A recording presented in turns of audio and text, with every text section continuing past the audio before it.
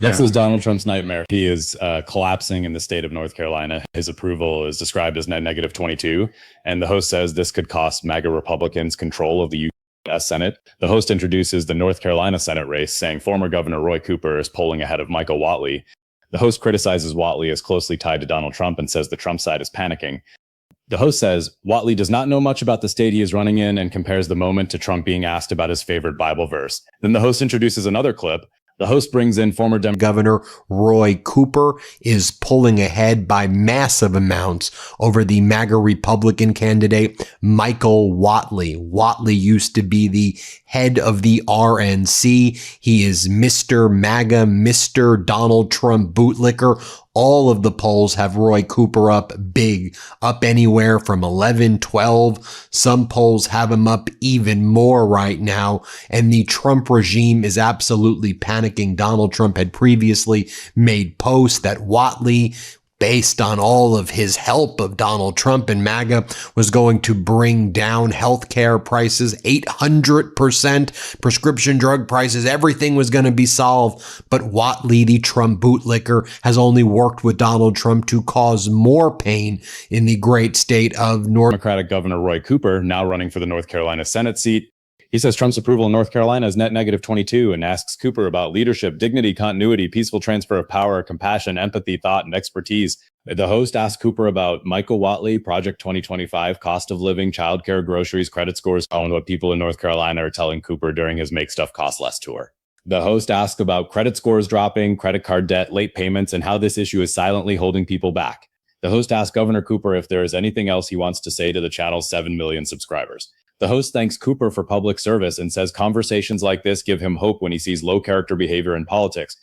The host now what North Carolina wants is an ally for President Trump, and they also want a strong conservative voice in the Senate. I am going to be that guy. Right now, President Trump is really truly setting the direction that North Carolina wants to go in. Roy Cooper is going to be a very flawed candidate. He's a left-wing candidate. He is right out of the mold of California and New York. An expensive, hotly contested race. Asked viewers to subscribe and promotes the Substack at MidasPlus.com for daily recaps, ad-free podcast episodes, and exclusive content. On Hurricanes? Yep. Who are your 3 favorite Hurricanes players? You know, I think we like them all. Don't have a favorite player? Look, I think that's a team that's loaded. They're playing offense really well. I'm excited about how they're doing. And what about the graphic that was created yesterday? How'd that come about? That's just a graphic that we created. You used AI for the graphic. Yeah, was that intentional? And can you talk about that as far as like the Canes and, you know, using their name or whatever, if there's any kind of issue there? Well, look, I want to see the Carolina Hurricanes win. I think it's absolutely great for the state, and I think it's fun that they're in the Stanley Cup Finals. And you know, we did use AI. Last chance, can you name Thanks, one guys. Hurricane Appreciate player? it very much. Thanks, guys.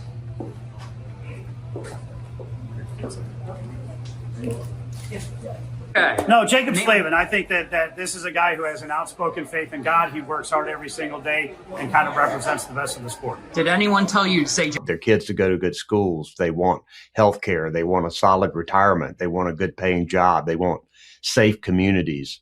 And more than ever, we need leaders who are ready to step up and do the job. I was a Democratic governor in North Carolina for 8 years. I was limited to 2 terms. I had a Republican legislature for every single moment that I was governor. And yeah, I vetoed a record number of bills because they passed a lot of bad laws. But at the same time, I found ways to work with them. I found ways to use my executive authority to help people. We got Medicaid expanded. Most southern states couldn't do that, but we did it. 725,000 people now have more health insurance. I got a Republican legislature to pass a law to get us to carbon zero in our power sector by 2050. We were able to get all 99 of our hospitals to sign up for the largest medical debt relief program in the country. People who have civil judgments against them because they didn't have health care insurance, and you can't get a credit card, you can't buy a house, sometimes you can't even qualify for rent. So far, we've wiped away $6.5 billion in medical debt for more than 2.5 million North Carolinians. I had Mary come up to me and show me the letter. She'd been writing a check for $80 a month that was a big deal for her on a fixed income. She showed me how that $54,000 had been wiped away. It changed her life. We need more people in politics who want to do something rather than people in politics who want to be something, and that everything they do is calculated toward gaining or maintaining their power. I think people are sick of it. It's time to get competent, decent people back into government who respect our Constitution, who believe in checks and balances in our democracy.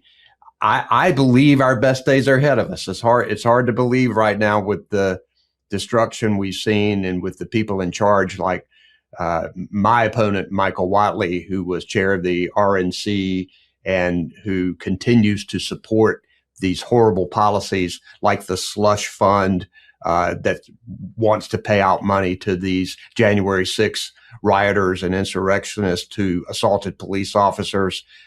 We don't need those kinds of leaders. And I appreciate coming on your show because this is going to be a tight race. We haven't elected a Democrat in North Carolina since 2008. Go to roycooper.com to help us out.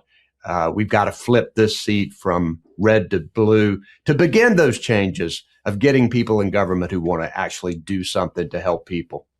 Your opponent in this race, Michael Whatley, former RNC chair, a real architect of Project 2025, an architect of all of the pain that people are feeling across the country, and very particularly as well in North Carolina. You've got the Make Stuff Cost Less tour where you're going around speaking with the people of North Carolina. And talk to us about what people are telling you there, whether it's as it relates to childcare, grocery, credit scores. What are people experiencing? Because this isn't a Democrat, Republican, independent thing. What your opponent, Michael Whatley and Donald Trump did while they're talking about triumphal arches and reflecting pools that now are like sludgy green algae riddled, and that when they're out there, triumphal arches, they're screwing over the people also. Talk to us about that. Yeah. Michael Whatley was a big oil and utility company lobbyist for years and pushed tax breaks for his buddy millionaires. And he owns individual stocks in big oil companies and utility companies. And he's making a personal killing on all of this and has pushed all of these policies. But then I will run into Cynthia in Rocky Mount, who just now is having to decide whether it's worth paying childcare. She needs a second income for her family, but she just may not be able to work anymore because she can't afford the childcare. Seeing $60 a month extra in utility bills from Stephanie, who's in Charlotte, who's telling me that she's even turning her thermostat up high into the 70s, higher than it ever is, than it's ever been. And then she's still getting $60 a month more in insurance. I talked to Gerard, who's graduated from college and is excited.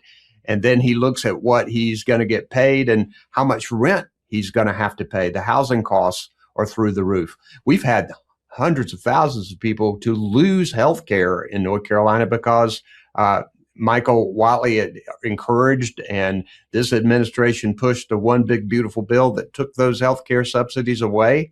And now they're struggling to get health care. And remember, on Medicaid expansion, Republican Tom Tillis, who is there now, stood up on the floor and said, I can't vote for this one big beautiful bill because I don't know what I'd tell the people of North Carolina.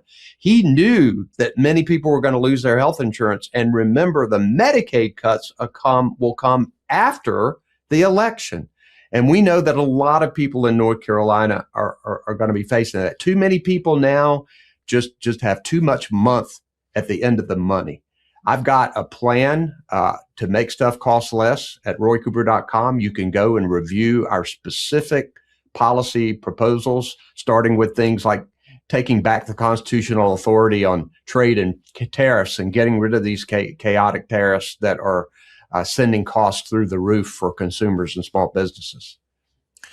I think another issue too, that I'm hearing, and I'd love to get your thought about it. It's not getting nearly enough attention. It's just how significantly people's credit scores are dropping. I know it's not a topic that people often talk about. I just remember when I got out of college and law school, I never had a credit card. And I realized very quickly I couldn't do anything because I didn't have any credit. And so, and I learned very quickly, wait a minute, I have this law job, but I can't get an apartment. I can't get places, without having credit. And one of the things that I feel like with credit card delinquencies and everything, and that it's a real kind of silent situation that no one really wants to talk about, but it's really holding so many people back. And right now in North Carolina and across the country, people are getting hit because they're tapping into more and more credit card debt. They're late on their payments. And this thing's just growing and growing and growing and growing. And in typical kind of Trump fashion, what he wants to do is dump this on the next guy or gal and have them kind of deal with it. But this problem is growing right now, day by day. Well, it just shows you that it's not just anecdotal. People telling you these stories. When you see credit scores going down, people are having a hard time affording their bills right now. And not only do we see that empirical data, we also see data from Vanguard and Fidelity who are telling us that people are not saving as much. They're having to dip into their saving account. And then they're even having to dip into their retirement account just simply to make ends meet. That tells us we have a massive problem where inflation, the cost of living is simply outpacing people's paychecks right now. And we have to do something about that. First, you need someone who cares about it. I mean, this administration, along with my opponent, Michael Whatley, I'll tell you the bad thing for me about Michael Whatley is that he will do and say whatever this president tells him to do and say. And that is going to bring down hundreds of millions of dollars on my head. We've already seen two Republican groups say that they're going to place almost $100 million in ads against me in this race. The good thing for me is that Michael Whatley will do